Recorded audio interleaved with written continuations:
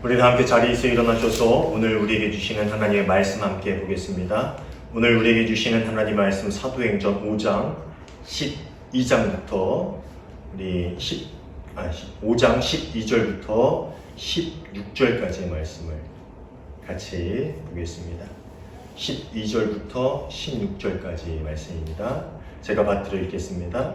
사도들의 손을 통하여 민간의 표적과 기사가 많이 일어나매 믿는 사람이 다 마음을 같이하여 솔로몬 행각에 모이고 그 나머지는 감히 그들과 상종하는 사람이 없으나 백성이 칭송하더라. 믿고 주께로 나오는 자가 더 많으니 남녀의 큰 무리더라. 심지어 병든 사람을 메고 거리에 나가 침대와 요 위에 누이고 베드로가 지날 때에 혹 그의 그림자라도 누구에게 덮일까 바라고 예루살렘 부근에 수많은 사람들로 모여 병든 사람과 더러운 귀신에게 괴로움을 받는 사람을 데리고 와서 다 나음을 얻으니라. 아멘. 오늘 우리에게 주시는 하나님의 말씀입니다. 자리에 앉아주시기 바랍니다. 오늘도 함께 예배하는 우리 모두에게 주님의 은혜와 평강이 함께하기를 간절히 소원합니다. 여러분 지난 한 주 동안 평안하셨습니까? 잘 지내셨습니까? 모든 순간 주님의 은혜 안에서 살아가고 또 우리의 삶을 주께 드리는 거룩한 제사로 살아오셨습니까? 저는 지난 한 주간 참 많은 일들을 겪고 참 많은 생각을 했습니다.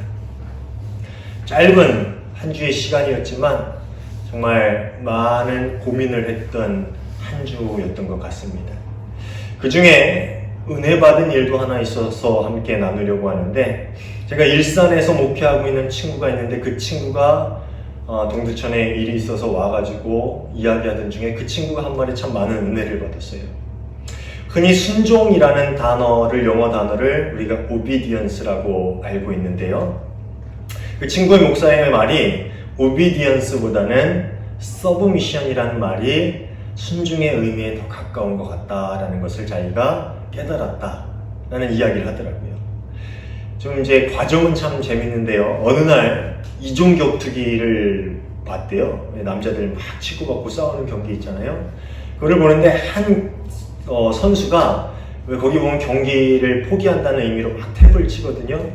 이 경기를 포기했다라는 의사를 밝히기 위해서 탭을 치는데 그 밑에 자막이 뜨는데 뭐라고 뜨냐면 submission, 항복이라는 뜻이거든요. 그런 자막이 뜨더랍니다. 그 순간 그것을 보면서 하나님께 순종한다는 것은 저렇게 내가 어찌 저항할 수 없음을 인정하고 완전히 무릎을 꿇는 게 아닐까라는 생각을 했답니다. 그래서 순종이라는 말은 obedience보단 submission이라는 단어가 더 적당한 것 같다라는 그런 이야기를 하더라고요. 제가 이 말을 듣고 궁금해서 한번 찾아봤습니다. 근데 라틴어 어원으로 보면 obey라는 단어는요, 누구에게 귀를 기울이다라는 뜻이에요. 그 ob라는 단어와 a라는 단어가 합쳐졌는데 누구에게 듣다, 누구에게 귀를 기울이다라는 뜻을 가지고 있는 단어에서 어원된 게 obey, 순종하다라는 겁니다. 근데 submission이라는 단어는요, 이 sub, 아래로라는 거와 밑에라는 보내지다라는 그런 라틴어가 결합이 돼서 생긴 말인데요. 무슨 뜻이냐면 아래로 보내지다라는 뜻을 가지고 있다고 합니다. 그러니까 순종, 복종은 하나님께 전권을 맡기고 하나님의 뜻 아래로 내 삶이 보내져서 그 뜻에 따라서 그 뜻 아래에서 살아가는 것이다. 그래서 서브미션을 복종이라는 말로도 번역을 하죠. 그러니까 그 친구의 해석이 참 옳다라는 생각이 더 들었습니다. 우리는 매 순간 우리의 생각을 따라 혹은 우리의 이익을 위해 살아가지 않고 하나님의 뜻 아래에서 전권을 주님께 맡기며 참 순종, 참 복종의 삶을 살아가고 있습니까? 여러분 그렇게 살아가고 계십니까? 우리가 지난주에 보았던 아나니아와 삽비라의 이야기를 통해서 하나님의 뜻에 순종하는 척하는 신앙, 하나님의 인도하심에 복종하는 척하는 삶을 하나님께서 얼마나 싫어하시는지를 우리가 배웠지요. 그런데 여전히 우리가 살아가는 이 세상에서 우리는 척하며 살아가는 삶의 모습들을 너무나도 쉽게 발견할 수가 있습니다. 그리고 우리 교회 안에서도 안타깝게도 이제 그런 일들이 아주 일상적인 일이 되어버린 것만 같습니다. 저는 이 한 주 동안에 몇몇 일들을 겪으면서 마음에 참 많은 고민과 괴로움이 있었습니다. 우리 그리스도인들이 특히 목회자 그리고 교회의 직분을 가진 중직자들이 정말 하나님 뜻을 구하고 그 뜻에 순종하고 복종하며 우리의 욕심과 거짓을 다 내려놓고 살아가고 있는가? 그렇게 살려고 애쓰고 있는가? 하나님 앞에서 완전히 힘을 빼고 그 탭을 치는 운동선수처럼 내가 더 이상 저항할 수 없습니다 라고 고백하면서 항복을 선언하고 하나님의 인도하심을 전적으로 의지하고 따라서 살아가고 있는가? 이런 고민이 늘 있었지만 이번 한 주는 특별히 더 이런 고민과 이런 안타까움에서 이 한 주의 시간들을, 지난 한 주의 시간들을 보냈습니다. 지금의 교회, 목회자, 그리고 중직자들을 바라보면서 참 말할 수 없는 안타까움이 그 마음속에 가득했어요.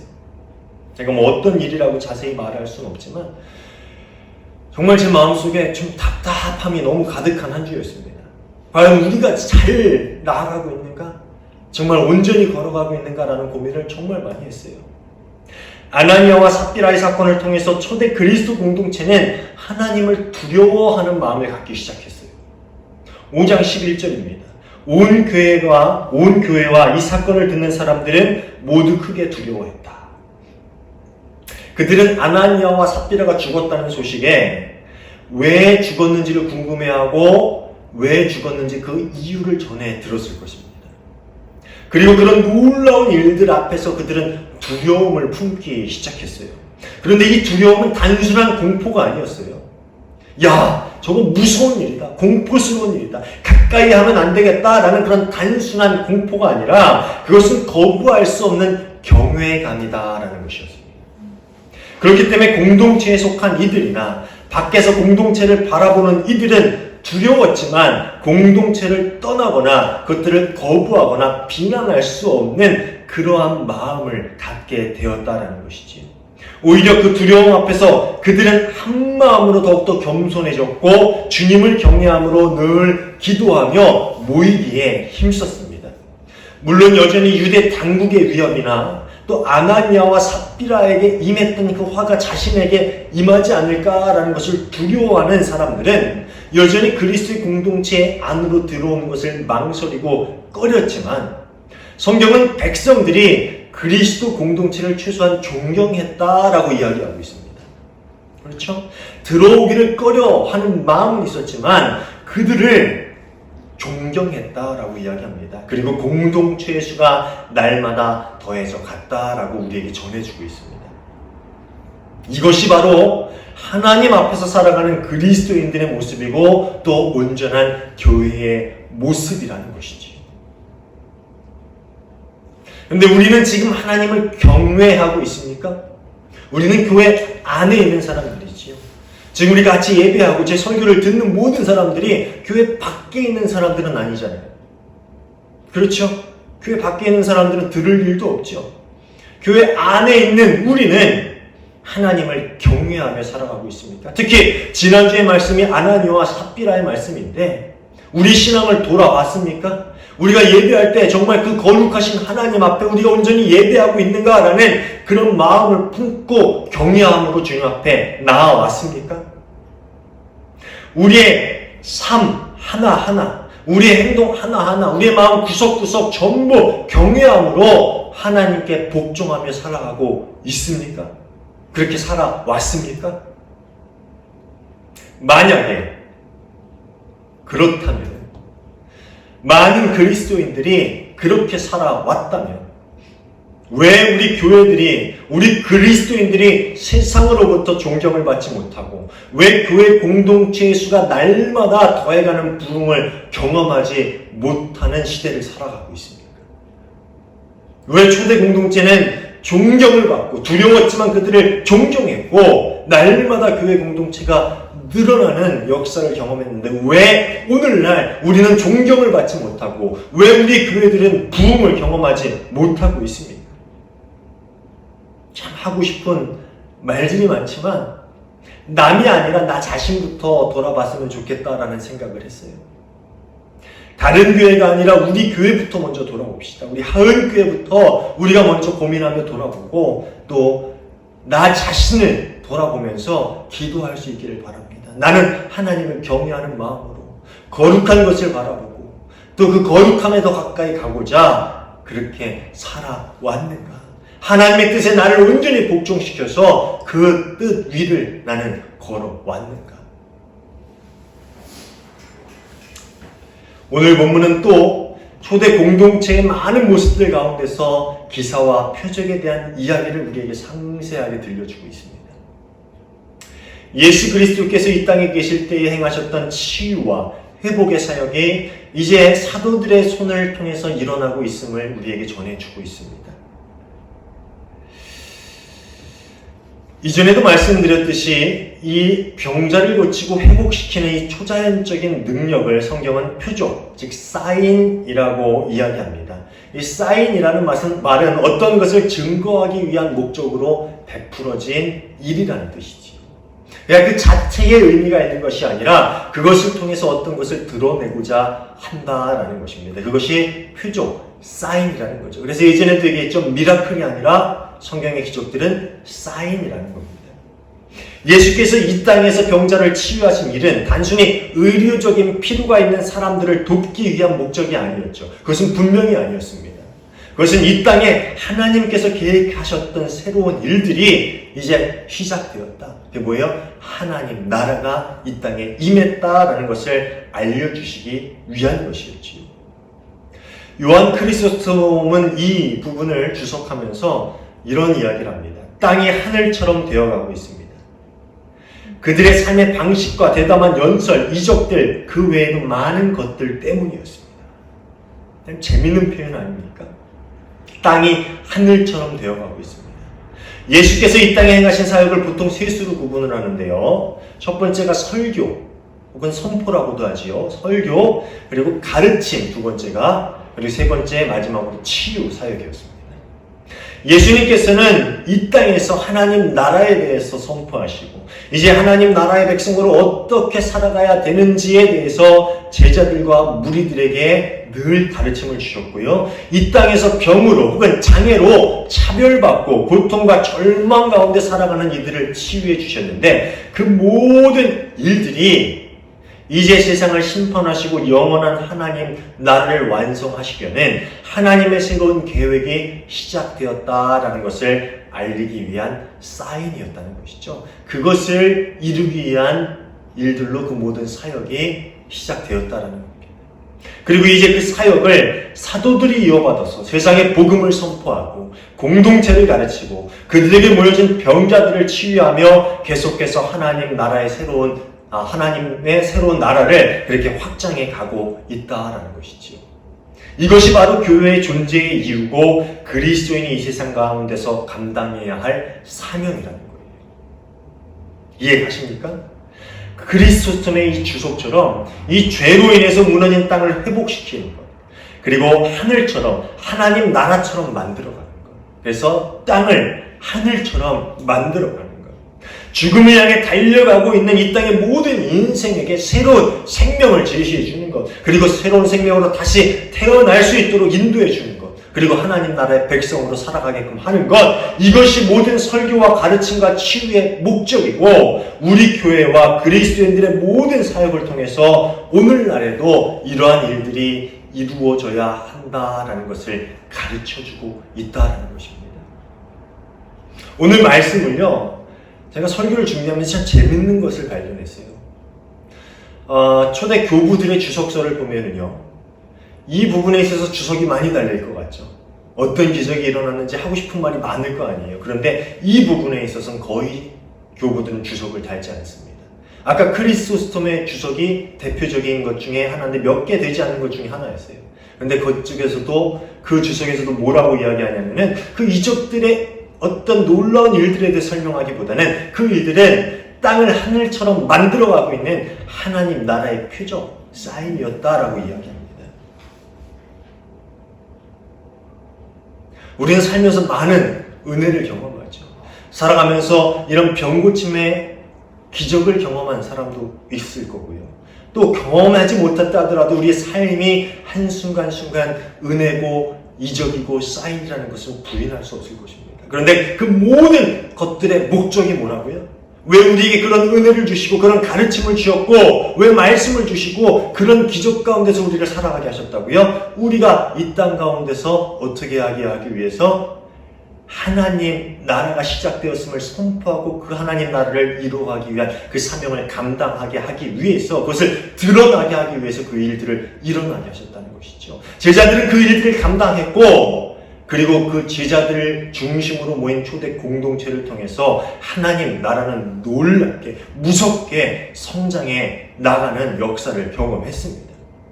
그런데 과연 우리의 삶과 우리의 신앙은 오늘 그런 사명을 감당해 나가고 있습니까?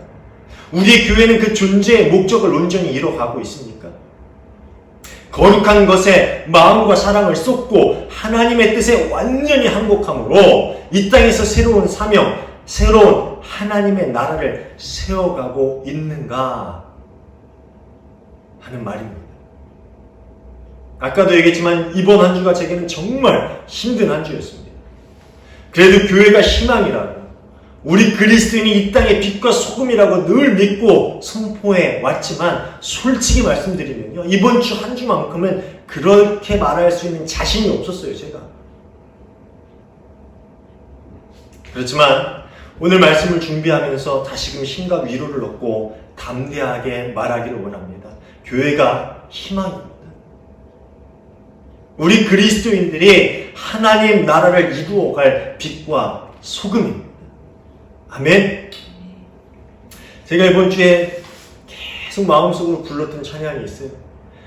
그가 다스리는 그의 나라에서라는 찬양이죠. 하나님 나라는 어떤 곳일까?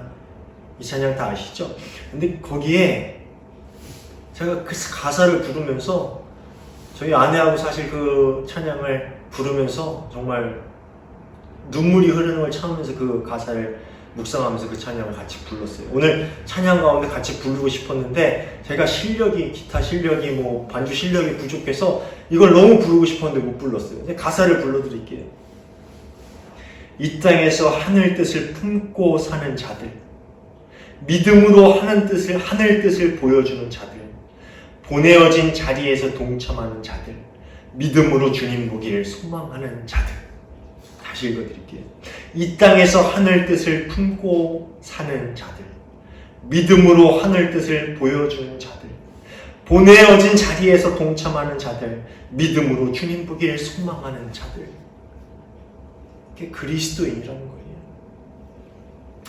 땅이 하늘처럼 변하도록 하나님 안에 완전히 녹아들어서 거룩한 것에 마음과 사랑을 쏟아 놓을 수 있는 삶, 악한 것은 작은 것 하나라도 미워해서 버릴 수 있는 삶.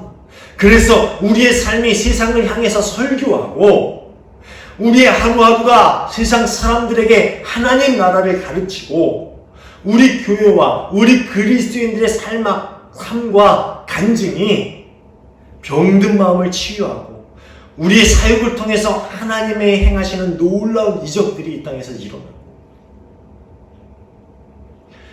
그렇게 이 땅에서 새로운 생명을, 새로운 나라를 만들어갈 수 있는 모든 교회, 모든 그리스도인들이 되기를 간절히 소원합니다.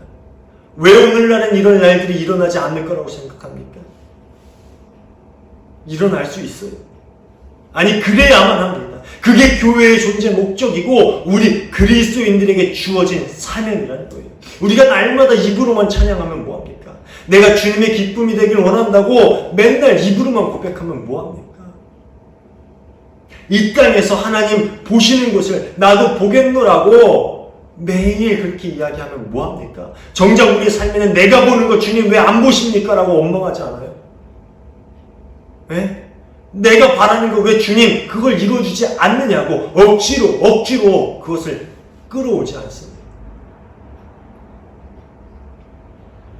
죄송합니다. 이번 주에 제가 좀 격하죠. 사랑하는 여러분, 다시 말씀드립니다. 우리 교회가 희망입니다. 아니, 희망이어야 합니다. 우리 그리스도인들이 세상의 빛과 소금이 되어야 합니다. 그렇게 이 세상에서 땅을 하늘로 만들어갈 수 있는 사람, 땅을 하늘처럼 이뤄갈 수 있는 사람, 우리의 삶을 통해 설교하고 우리 삶의 간증을 통해 가르치고 우리의 삶 가운데 놀라운 이적들이 일어날 수 있는 삶, 그런 삶, 그러한 교회, 그러한 성도들, 우리가 그런 일들을 이루어갈 수 있는 하나님 나라의 주역이 되길, 하나님 나라의 온전한 백성이 되기를 주님의 이름으로 축원합니다. 기도하겠습니다. 하나님 감사합니다. 부족한 저희에게 구원을 허락하시고 하나님 나라의 새로운 생명을 저에게 허락하여 주심에 감사를 드립니다.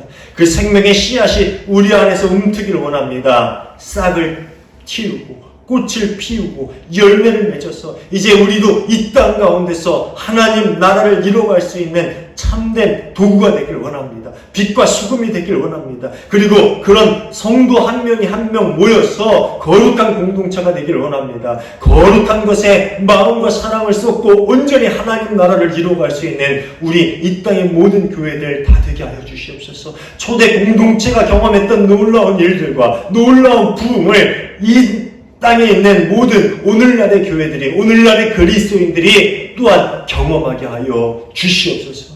주님께서 늘 우리 마음에 거룩함을 주시고 우리가 그 거룩함을 쫓아감으로 하나님의 나라를 이뤄갈 수 있도록 허락하실 줄 믿고 감사하며 예수님 이름으로 기도하옵나이다.